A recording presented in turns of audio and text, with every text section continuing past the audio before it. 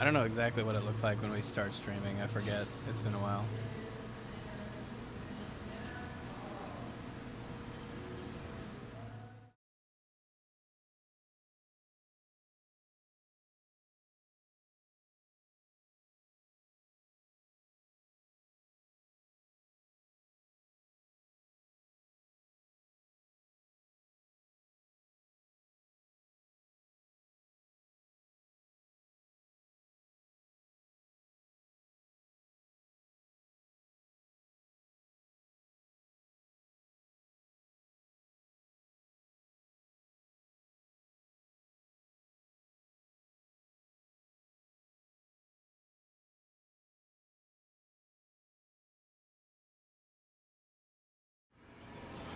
Welcome to the Pregame Pint. I am your host, Dalton Main. This is, of course, Steve Peake with Louisville City Football Club, and we are live at Against the Grain Brewery here in Louisville, Kentucky. Right behind us, of course, is Louisville Slugger Field, where Louisville City FC will take on FC Montreal, the MLS 2 side for the Montreal Impact, tonight at 7:30. Steve, how excited are you for this game? Very excited. Nice to be back at home. I was just telling you guys before we started this, it's been a long time since I think we've done one of these pregame pints from Against the Grain. It's been a long. I hope we're not rusty. It has. If you notice, I just accidentally started with just us standing here. I mean, that's how it goes. Is you kind of forget what you're supposed to be doing. I forgot to load the title card, so it has been a while. It's been, to be exact, 3 road games at least. Yes. 3 road games straight since we've been here. And there was a long while where we were doing it every weekend for a while. So yeah. I feel like we got into a routine.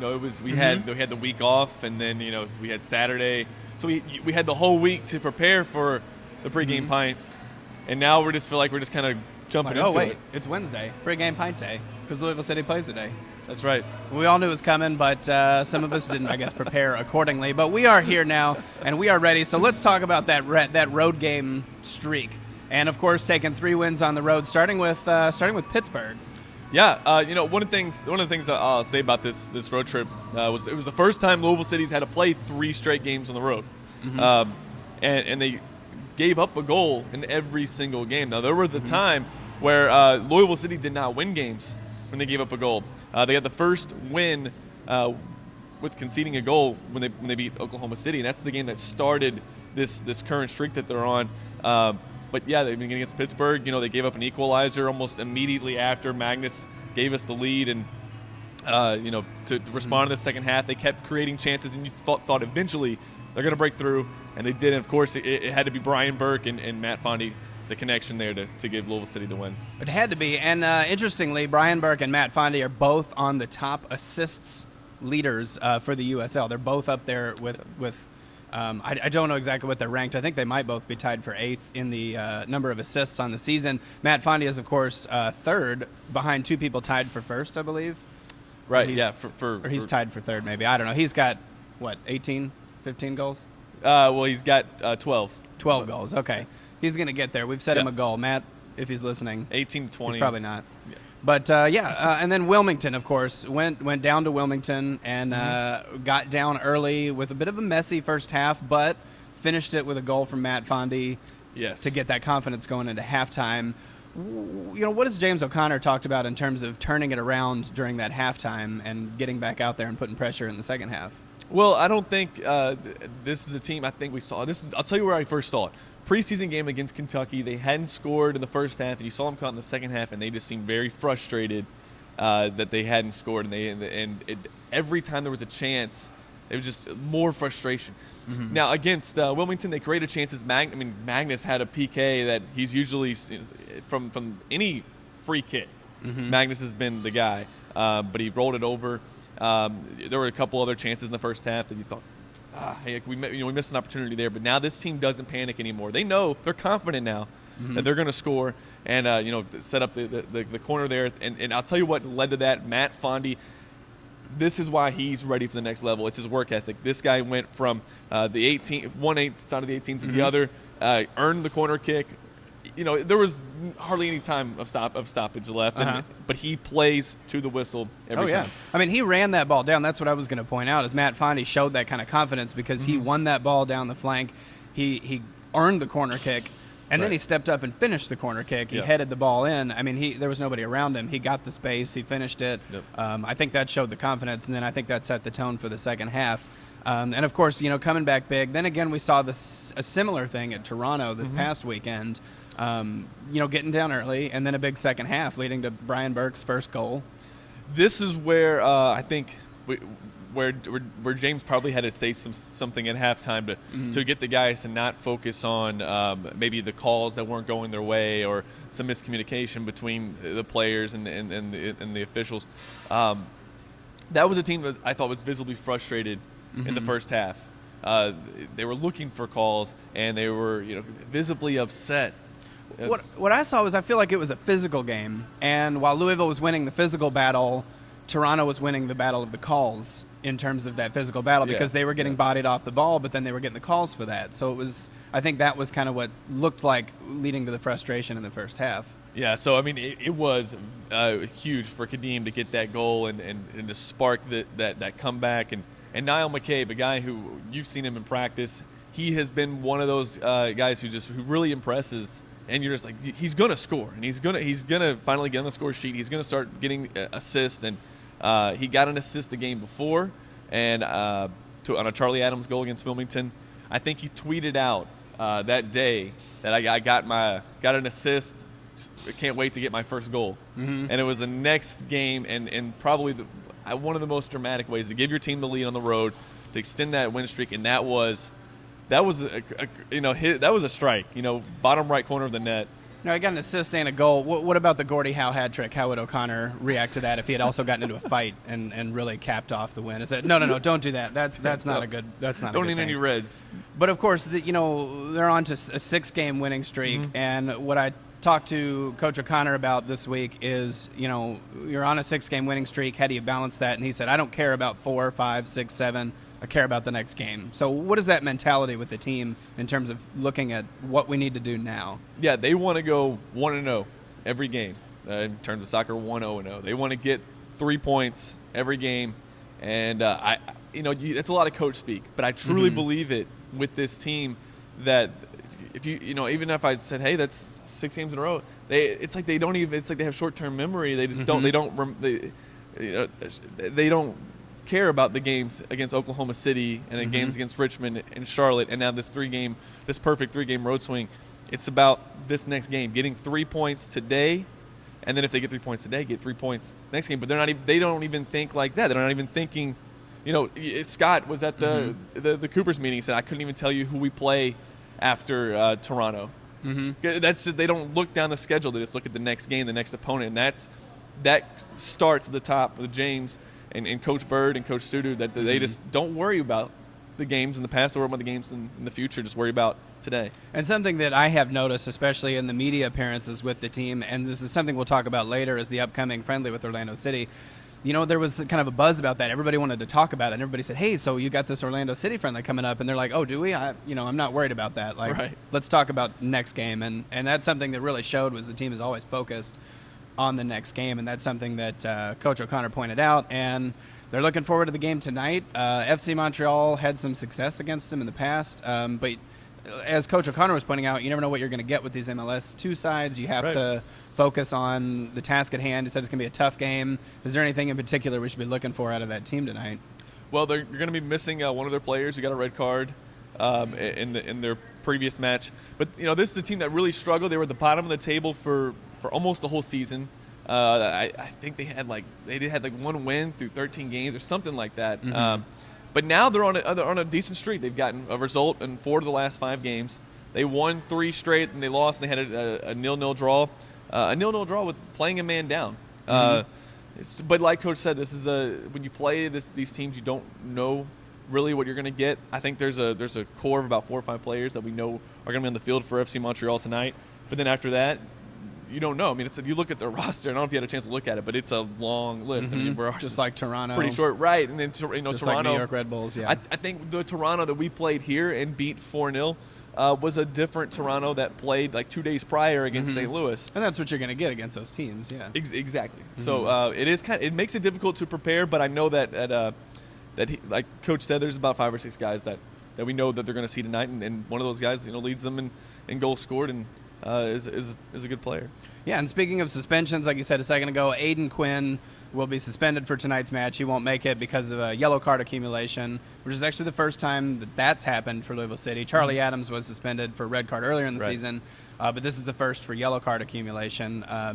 As the season goes on, we might see more problems with that. I think Juan Guzman they're getting close. Is one away. Yeah, so he's got to be careful. It's sort of a double-edged sword. You want guys who don't get a lot of yellow cards, but then at the same time, if they do get yellow cards here and there, towards the end of the season is when they start to build up. So that's something that is always a danger with coaches that they have to look at. But speaking of players, Kevin Cossette, the Canadian, came down just recently mid-season, has actually gotten into games several times over the last couple of weeks. What have you all been seeing out of him? How great was it that here's a guy who grew up and he played for Montreal and played with Montreal when they were in the NASL, and you could tell he still has an affinity for Montreal. After the Toronto game, he said it was a great day when you beat Toronto, so you can kind of tell he still affiliates himself a little bit with Montreal. But so it's going to be interesting tonight playing against FC Montreal. Kevin came in, played quality minutes. I thought on Saturday it was Niall McCabe's goal came off of a corner kick that Kevin took, and right before that he had a chance to get an assist. I can't remember who got the head on it, and it might have been Shinosky, but the ball was saved by the keeper. That was we had 3 straight corners in a row, and Kevin was taken though, so that was a spot that he's able to come in for Enrique Montano, and being able to serve those crosses in and not have a drop off in that left back position. Yeah, something that somebody pointed out recently was the strength of Louisville's midfield. That it seemed like, especially before the season, that there was just an abundance of midfielders being signed, and you're looking at how versatile they all are, and how Kadeem especially had played forward. He kind of looks like he plays forward sometimes. What is it like seeing that midfield and seeing how they've developed this season? Well, I think that the midfield as a whole, like you said, has where they were. Back in that was tough. It happens. Where they were back on March 28th, where they are now. I mean, you can see guys like Kadeem really starting to get into form, and not just because he scored a goal in the last game, but you watch the way he's able to set up these 1-2s with Brian Burke on the right flank, and you see the same thing when you got guys like Aiden Quinn and Niall McCabe who are able to to make plays out of the midfield. And one person, I almost had to stop myself saying one guy we expect to get back soon. One person we expect to get back soon is Guy Ben. And he's been in training now with the team. You've seen him out there, and he's doing everything. I know. I think the Wednesday before, or a week ago, he was wearing a green vest and he was no contact.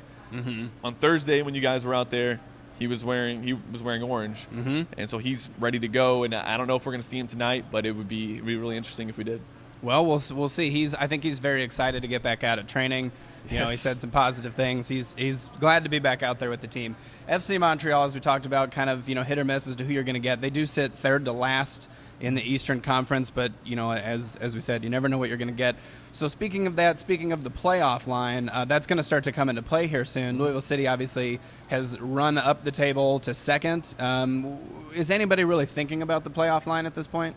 Well, you could say that what we talked about earlier, thinking one game at a time. But as I'm not on the team. I don't know. If, contrary to popular belief, I'm not a professional soccer player. I'm not sure why you're here then. Sorry, but keep going. As spectators, as reporters, and as fans, we can kind of look ahead and we can play that game and start to use something you shouldn't start counting points. Saying we should get 3 here, we should get and you can't really do that. But Louisville, I think, should be in good position to get a bye into this playoffs, and I'm not trying to put any pressure on the team to finish in that second, in the top 2.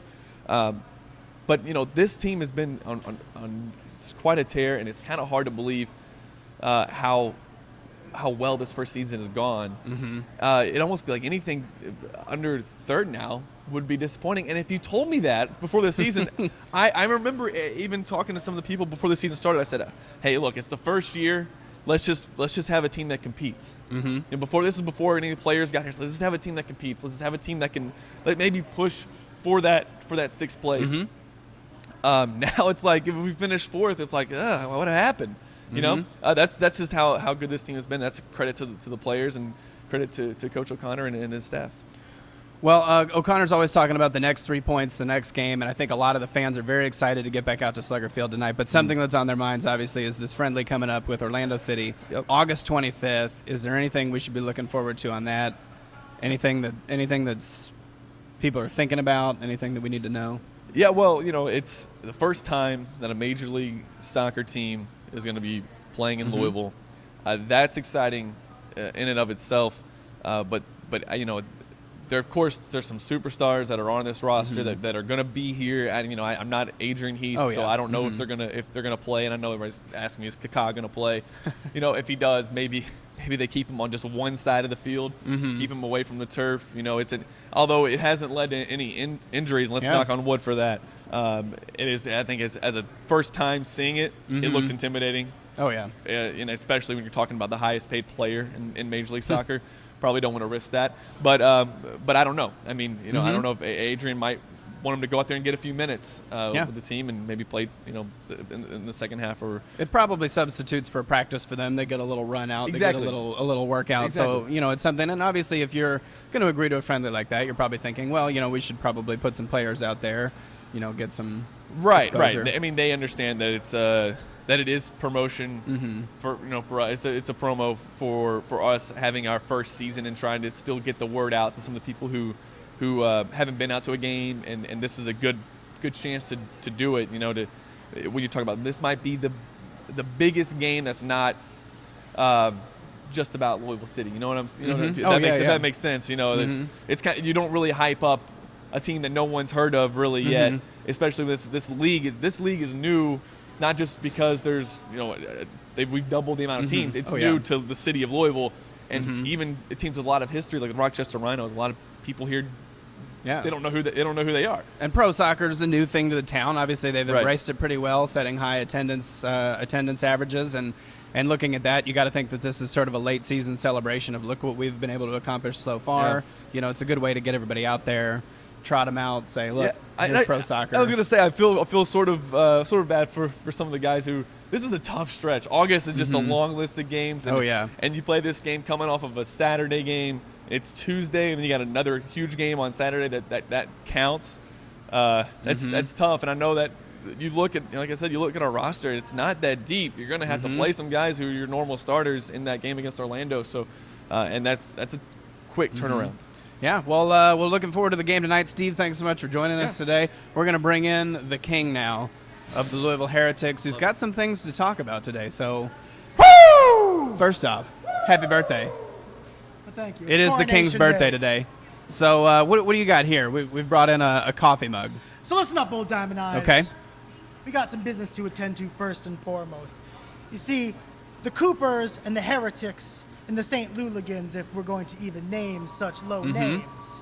We got a little challenge here, a little Pizzagate challenge. A little challenge about raising money for the less fortunate. And so what we're trying to do is we're trying to raise money for the Dare to Care Food Bank. And I'll tell you, we've gotten some great output already. But you know what? Those dirty St. Louligans, they're just all over the place. They don't got a soccer team to root for, so what can they do? They can help others, and that's been great. But we got to do our part, too. And let me tell you right now, we haven't been doing enough. So the Heretics, today, at this great Heretics Clubhouse against the grain, will be collecting money in these tins for the Dare to Care Food Bank Challenge. And we expect every single heretic and heretic in this building to be donating for us. Because if you don't, I'll tell you right now, it's going to get messy real quick. I'm pretty sure we invited Ric Flair on. I didn't know that. That's awesome. We've got a lot of good things happening today for helping people. Also, 50 cents from every ball control pint sold here at Against the Grain will go to the Rovers Foundation. But obviously this is something that they're going to be collecting for as well. What do we do with this money? What do we do with this money? Well, you see right here, there's a slit, and you're going to put the money in there, and then you're going to get a great big woo as a result. Okay, but where does the money go after that? The money goes to Dare to Care Food Bank. Oh, okay. Did I miss that? Did you say that already? You did. I was just distracted by the imposingness of the intensity, but, it worked. We'll the get money some donations, will go directly into the GoFundMe Dare to Care Pizzagate Challenge. Okay. the Pizzagate Challenge. You can find the GoFundMe page. We'll tweet that a little bit later on. We'll get that going. We'll get some people. The St. Louligans also have one. Obviously, I think you're supposed to donate to this guy, though. The St. Really, Louligans, you should donate to us. But let should me tell donate you, to everybody. every cent that goes to this challenge is great. Because whether it's here in Louisville or over there in St. Louis, it doesn't matter because you're helping people. And so you got to give your money where you got to give your money. And they don't have a lot over there, so maybe that's the place to put your money. Well, that's what we're going to do. Now, we need a late season update on something that was instituted mid-season, and it's Halftime Hugtime. What are the stats on that? Have you been Halftime keeping Hugtime. stats? Oh, yeah. It is the baddest event here at Slugger Stadium, and people just go wild for it. We got celebrities coming down. We got the mayor coming down. We got Mr. Wayne coming down. They're all coming to get the big hugs. And you know what? It's been a long time since we've been home, so we've been stretching out. We've been getting ready, and we are going to hug every last person in that supporter section, sweaty or not. That's the way to do it. Hopefully it is a little bit cooler out there, but where are the other Heretics today? Oh, well, you know, Maddie, a lot of people get that. There's a lot of confusion, you know. People think the Heretics, they see the crowns, they see the king, they think it's just me. They're fools, you see. We got the brains. And the brains right now, he's down with Coach O'Connor, and he's building up a master plan, just like you saw last weekend. And the beast, well, you can't just let that boy out whenever. He is champing at the bit. He is ready to go to town. He is ready to woo all day for our team. And so we just got him there, just getting amped up.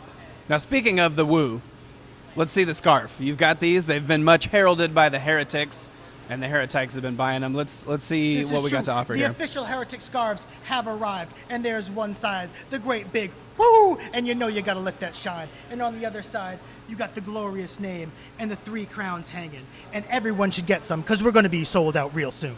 Okay, now where are you guys going to be today? Where should people look for you this evening? We are always in the supporter section. We're in front of our boy, Marshall, the security guard. Shout out to Marshall, who is the best security guard in this stadium.